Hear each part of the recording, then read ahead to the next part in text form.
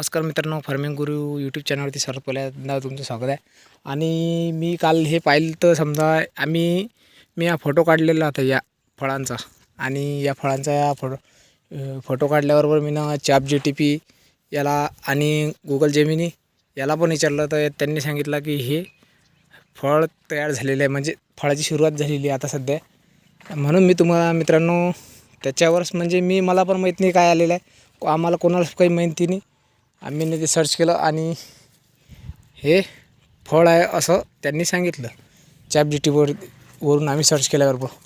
तर आपण पाहू मित्रांनो पुढच्या व्हिडिओमध्ये, म्हणजे हे फळ आहे की काय, म्हणजे आपल्याला समजतेस काही दिवसानं.